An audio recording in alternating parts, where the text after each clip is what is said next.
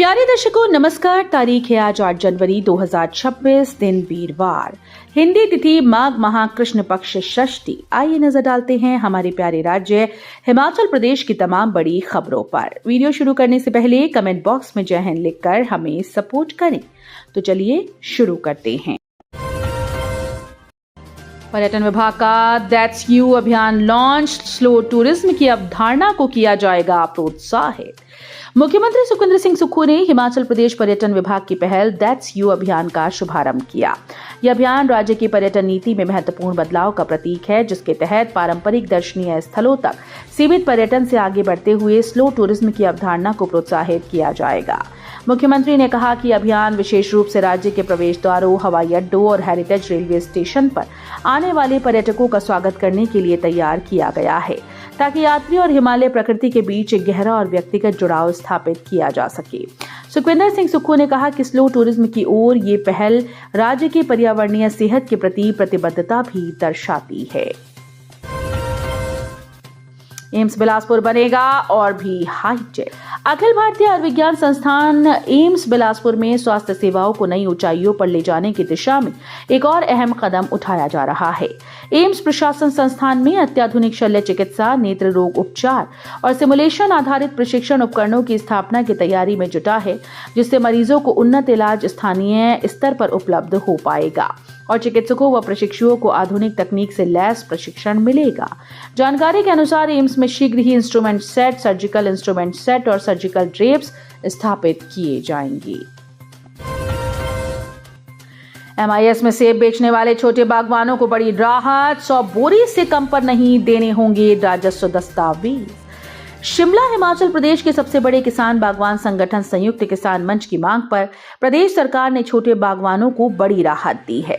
Market intervention scheme में सेब बेचने वाले ऐसे बागवान जिन्होंने 100 बोरी से कम सेब बेचा था, उन्हें अब राजस्व रिकॉर्ड यानी खतौनी, जमाबंदी या अन्य भूमि दस्तावेज नहीं देने होंगे। सरकार के निर्देशों के बाद हिमाचल प्रदेश बागवानी उपज विपणन और प्रसंस्करण निगम ने इस संबंध में बुधवार को अधिसूचना जारी कर दी है। HPMC की ओर से जारी अधिसूचना में यह स्पष्ट किया गया कि MIS सीजन 2025 के दौरान निगम के खरीद केंद्रों पर 100 से कम सेब की बोरियां लाने वाले किसानों को केवल फ्रूट रसीद के आधार पर भुगतान किया जाएगा। बिजली बिल का झंझट खत्म, मोबाइल ऐप पर देखें अपना बिल, समय पर करें भुगतान। विद्युत उपमंडल लंबलू के सहायक अभियंता ज्ञानचंद भाटिया ने बताया कि उपमंडल में स्मार्ट मीटर लगाने का कार्य आरंभ कर दिया गया है। उन्होंने उपमंडल के सभी उपभोक्ताओं से स्मार्ट मीटर लगाने आ रहे कर्मचारियों का सहयोग करने की अपील की। सहायक अभियंता ने बताया कि स्मार्ट मीटर लगाने के बाद विद्युत बोर्ड का कोई भी कर्मचारी हर महीने बिजली का बिल वितरित करने उपभोक्ताओं के घर नहीं जाएगा।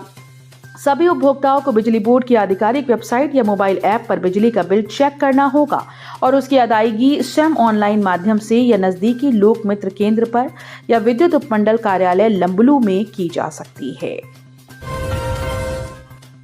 सीएम सुक्खू बोले, चिकित्सा महाविद्यालयों के लिए सीनियर रेजिडेंटशिप पॉलिसी बनाई जाएगी।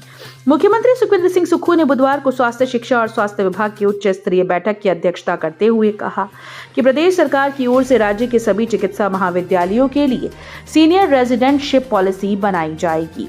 इस पॉलिसी के तहत सीनियर रेजिडेंट के पदों का युक्तिकरण किया जाएगा। मुख्यमंत्री ने कहा कि सीनियर रेजिडेंटशिप में GDO का कोटा 66% किया जाएगा। अभी इसका अनुपात GDO व सीधी भर्ती में 50-50% है।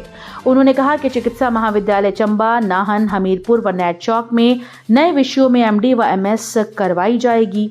इससे स्वास्थ्य क्षेत्र में आधारभूत संरचना और सुदृढ़ होगी। छात्रवृत्ति के नाम पर मजाक, हिमाचल के इन छात्रों को साल भर में मिलती है मात्र 80 रुपए की स्कॉलरशिप।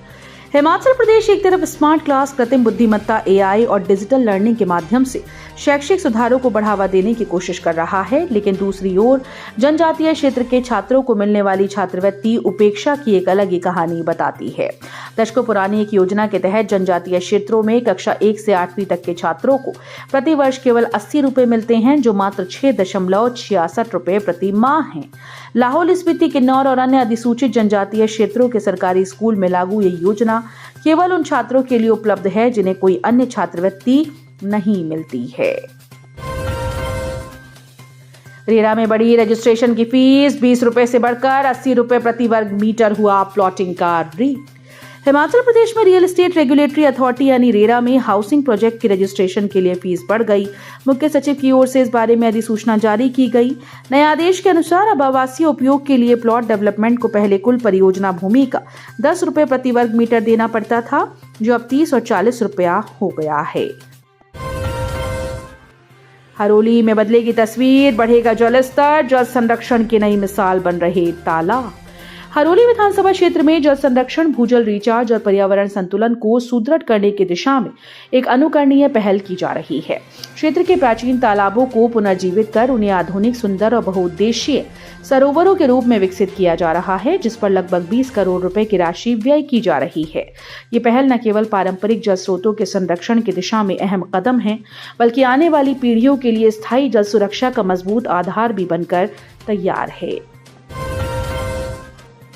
करुणामूलक नौकरियों के लिए अब निदेशालय देगा नियुक्ति पत्र, सरकार ने नीति में किया संशोधन। हिमाचल प्रदेश सरकार ने करुणामूलक रोजगार नीति में आंशिक संशोधन करते हुए जूनियर ऑफिस असिस्टेंट के पदों को एकीकृत व्यवस्था में लाने का निर्णय लिया। संबंधित आदेश प्रधान सचिव वित्त ने जारी कर दिए हैं। सरकार की ओर से जारी आदेश के अनुसार अब तक करुणामूलक आधार पर नियुक्ति करने की शक्ति संबंधित प्रशासनिक विभाग के पास थी। संशोधित प्रावधान में ये व्यवस्था बरकरार रहेगी, लेकिन जूनियर ऑफिस असिस्टेंट IT के रूप में जॉब ट्रेनिंग के पदों पर करुणामूलक नियुक्ति के मामले में प्रक्रिया बदली गई। हिमाचल में रिटायर्ड अधिकारी से ठगे 16 लाख, हनी ट्रैप में फंसाकर 9 बार ऐंठी मोटी रकम, मास्टरमाइंड गिरफ्तार। साइबर अपराधियों के द्वारा रिटायर्ड अधिकारी को हनी ट्रैप में फंसाकर लाखों रुपए की ठगी और ब्लैकमेलिंग के मामले में हमीरपुर पुलिस ने बड़ी कार्रवाई की। थाना सदर हमीरपुर में दर्ज सनसनीखेज साइबर अपराध में अब तक कुल 16,53,500 की ठगी सामने आई। मामले की पुष्टि पुलिस अधीक्षक बलबीर सिंह ने की। ठेकेदारों को बड़ा झटका, वन विभाग ने कसमल के एक्सपोर्ट लाइसेंस पर लगाई रोक। चंबा जिले के उपमंडल चुराह में कसमल उखाड़ने के बाद एक्सपोर्ट लाइसेंस पर वन विभाग ने पूरी तरह से रोक लगा दी। सरकारी व निजी भूमि में कसमल को लेकर फील्ड स्टाफ से मांगी गई रिपोर्ट में कुछ खामियां पाई गईं। इसके बाद विभाग ने एक्सपोर्ट लाइसेंस जारी नहीं किए।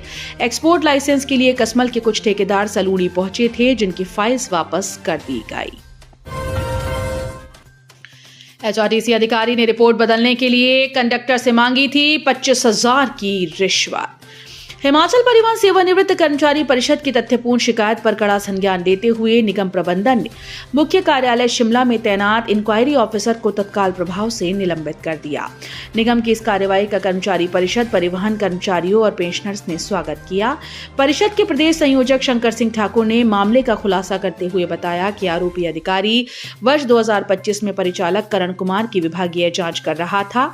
आरोप है कि अधिकारी ने रिपोर्ट पक्ष में करने के लिए 25,000 रुपए की रिश्वत मांगी और 10,000 रुपए एडवांस देने का दबाव बनाया। शिमला में भीषण आग। शिमला के वादियों में इतिहास की एक अनमोल निशानी हमेशा के लिए मौन हो गई। राजधानी शिमला के समीप जुनगा में स्थित ये भव्य महल अचानक आग की चपेट में आ गया। देखते ही देखते आग ने विकराल रूप धारण कर लिया और पूरी इमारत को अपनी जद में ले लिया। हालांकि इस दुर्घटना के पीछे के सटीक कारणों की पुष्टि अभी नहीं हो पाई है।